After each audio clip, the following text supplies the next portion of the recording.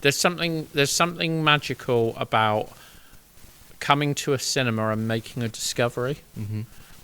And I don't think that really happens unless you go to a film festival.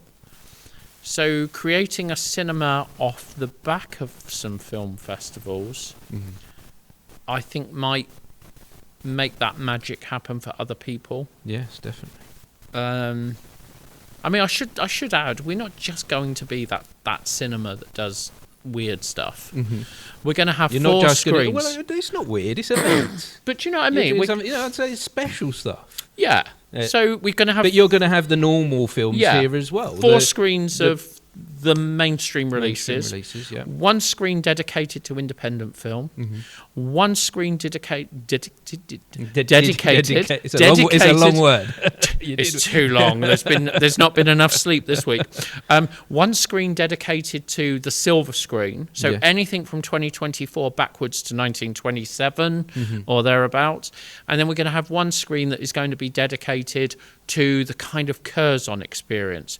Those films that wouldn't normally come out to the peripheries that you would have to travel to go to. We're going to bring them here. Wonderful.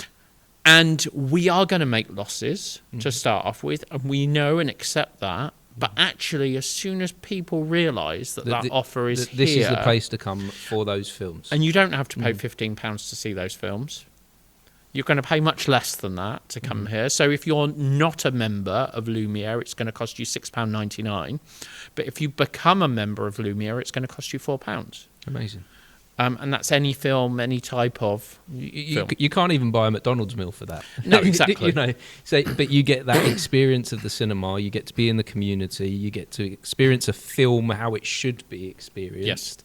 And for £4, no, absolutely, it sounds crazy money to me. So I'm buying a ticket. Excellent, well done. But this is only a brief conversation that I'm having with you now, because we've got a lot of guests lined up at this film festival. Yes. 1 minute you're sat there on your own, or there's a couple of you on your own, and then the next minute you suddenly discover you're talking to a filmmaker.